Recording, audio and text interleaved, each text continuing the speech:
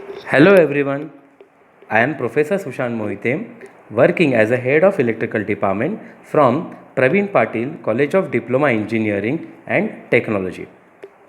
After completing of unit number 1, now we start the unit number 2. Next, this is teaching an examination scheme of 5th semester. Next, this is course outcomes and teaching an examination scheme of the subject energy conservation and audit. Next, now I start unit number 2, that is energy conservation techniques in electrical machine. Next, this is course outcomes of the unit number 2, that is COB, means course outcome B, which are implement energy conservation techniques in electrical machine, that is in motor, valves and transformer. The next is a learning outcome. In that outcome, the first one, describe the techniques for energy conservation in the given electrical machine. Next, explain with sketches the working principle of the given energy conservation equipment. Next, select relevant energy conservation equipment for given electrical machine with justification. The last, describe the techniques to improve the performance efficiency of the given type of electrical machines. Next, in this unit, that is unit number 2, there are two parts. The first one, energy conservation in electrical motor, and the second one, energy conservation in transformer. Now I start energy conservation in electric motor. First, what is electric motor or what is motor? Motor is a device which converts electrical energy into mechanical energy. Once again, the electrical motor or motor is a device which converts electrical energy into mechanical energy. In electric motor, there are two parts. The first is a AC motor and the second one is a DC motor. In this unit, means unit number 2, we focus on AC motor. Okay. In AC motor, once again the two parts, the first is a synchronous motor and the second one is a asynchronous motor. Asynchronous motor is also called as a induction motor. Once again, in this unit number 2, we focusing on AC motor, means we focusing on the induction motor. Why?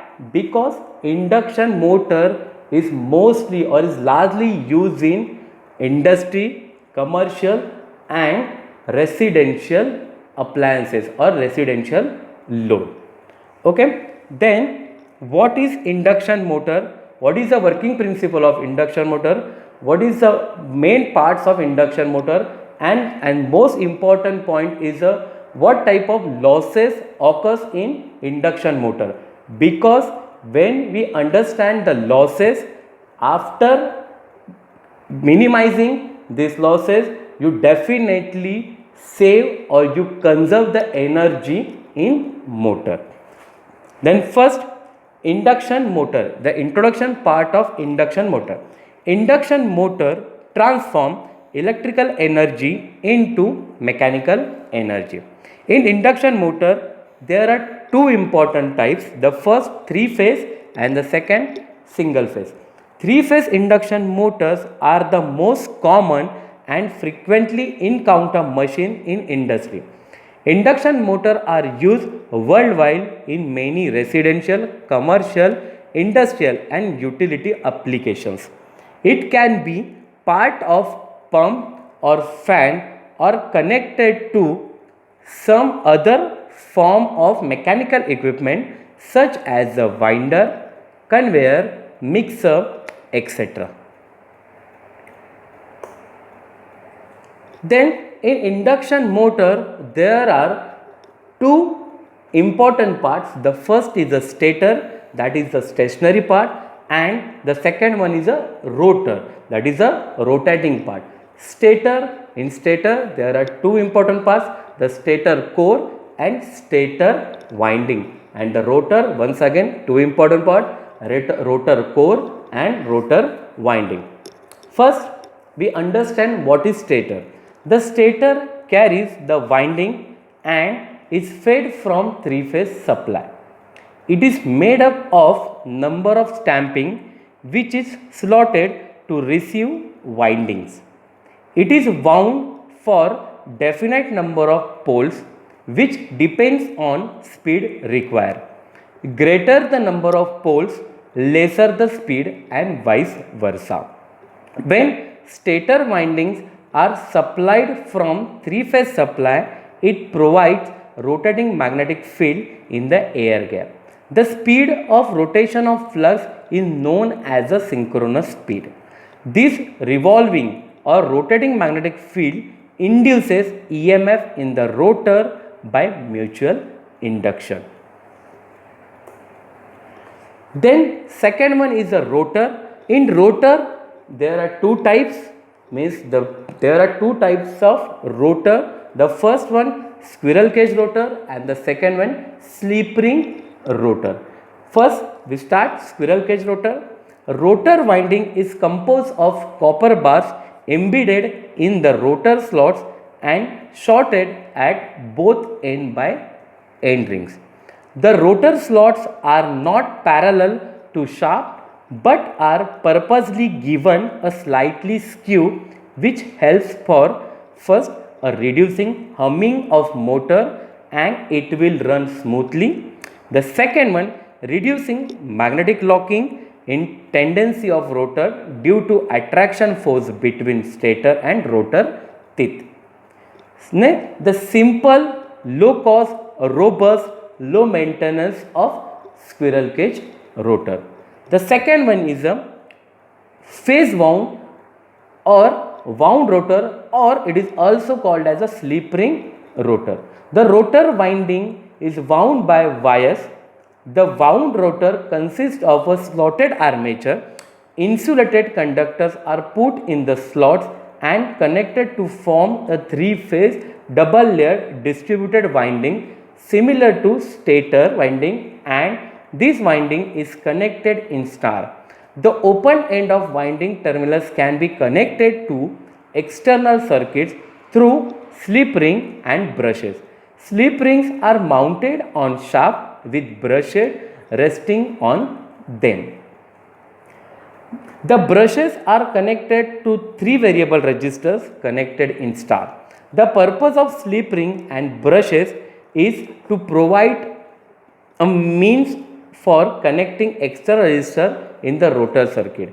The resistor enable the variation of each rotor phase resistance to serve two purposes. The first, to increase the starting torque and decrease the starting current from the supply. The second, to control the speed of the motor. Then another important parts of the induction motor, the enclosure and the bearing. The enclosure consists of a frame or yoke and two end brackets. The stator is mounted inside the frame. The rotor fits inside the stator with a slight air gap separating it from the stator. There is no direct physical connection between the rotor and the stator. The enclosure also protects the electrical and operating parts of the motor from harmful effects of the environment in which the motor operates. Bearings mounted on the shaft support the rotor and allow it to turn. A fan also mounted on the shaft is used on the motor for cooling. The next part is the principle of working, means working principle of the induction motor. A balanced three-phase winding that is mechanically displaced 120 degree from each other fed by balanced three-phase source. A rotating magnetic field or flux with constant magnitude is produced rotating with a speed, that is ns, means synchronous speed, is equal to 120 into frequency divided by p, means number of poles. This flux is having constant magnitude and it passes through air gap, sweep past the rotor surface and cuts the rotor conductors which are stationary at initial. Why does rotor rotates? The flux produced by stator winding is rotating with synchronous speed in clockwise direction and pass through air gap between stator and rotor. Initially, rotor is at stationary position and flux produced by stator links with rotor conductor bars. The relative motion of rotor with respect to stator is anticlockwise. As the flux is rotating type, an EMF will induce in the rotor conductors by Faraday's law of electromagnetic induction. As the rotor conductors are short circuited at the end by aluminum end rings in squirrel cage induction motor and by slip rings with external resistance in slip ring induction motor, this induced EMF in rotor conductors produces current in it, and its direction can be found using Fleming right hand rule. This current produces its own magnetic field as shown by as shown in your subject IAM, means industrial AC machine. As the current carrying conductor placed in magnetic field, it experiences force. This direction of force is given by Fleming's left hand rule. Since the rotor is free to move, it's observed that rotor is rotating in clockwise direction, that is same direction as stator field or flux rotate. And induction motor cannot run at synchronous speed. If the rotor of an induction motor is running at a synchronous speed, means it's running with the same speed as stator magnetic field. Hence, there is no relative motion between rotor and the stator magnetic field. No relative motion means no flux cutting, no EMF generation, no current in rotor conductors, and hence no torque. The rotor speed is therefore slightly less than the stator magnetic field, that is synchronous speed. Hence, an induction motor is also called as a asynchronous motor. The induction motor is called as a asynchronous motor because the speed of rotor is slightly less than the stator magnetic field. Next is the synchronous speed. What is synchronous speed? The synchronous speed is the speed of rotating magnetic field produced by stator winding and three-phase supply, and it is given by Ns is equal to 120 into F, means supply frequency, divided by number of poles. The next is the what is the rotor speed? Rotor speed is the speed of rotor and is slightly less than the synchronous speed. And the next important is the slip speed, is the difference between the synchronous speed and the rotor speed. Then important part of the induction motor, the losses. In induction motor, there are two important losses. The first, stator loss and the rotor loss. Okay, and another one is the mechanical loss. First is the stator loss, means stator core loss. The stator core loss consists of a hysteresis loss and a eddy current loss. And the next, the stator copper loss. Stator copper loss is also called as the I square R loss, which is occurs in the stator winding of motor. The next is a rotor copper loss. The current is flowing through the rotor copper bars, which occurs the losses in the rotor. And the next is a rotor core loss. Once again, rotor core loss is also consists of a hysteresis and eddy current loss. The next is the friction and windage losses. Friction and windage losses are the mechanical losses in motor. Next is the stray losses.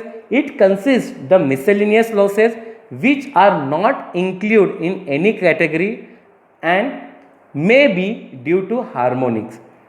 The stator and rotor core losses and friction and windage losses are constant losses under running condition. The stator and rotor copper losses are variable losses and depends on load connected to shaft of motor. Once again, important point, the stator and rotor core losses and friction and windage losses are constant losses under running condition, but the stator and rotor copper losses are variable losses and it depends on the load connected to shaft of motor. Means the load which is connected to the motor, if excesses means the load on motor is maximum, then definitely the losses occurs, means copper losses occurs in the motor is a maximum. Next is the starter. Why we focusing on the starter of induction motor? Because at the time of starting, the starting current of induction motor is very maximum. That's why we focusing on the starter, which is maximum, means which is it's a 3 to 4 times of normal current. Means suppose your normal current is a 10 amperes, then your starting current of motor is a 30 to 40 ampere, and definitely which this current damage the motor winding at the time of starting. In starter is also focusing, or the starter is also based on squirrel cage rotor and slip ring rotor. Means the starter is also depends which type of rotor we use in industry. First, suppose your motor is a squirrel cage, then we use direct online starter, that is DOL starter, then stator resistance starter, auto transformer starter and a star delta starter. Maximum in industry use star delta starter, and in residential or in agricultural maximum times we use the DOL starter. The next, the starter which is used for slip ring induction motor is rotor resistance starter. Also, for controlling starting current we use the smooth starter, that is electronics starter.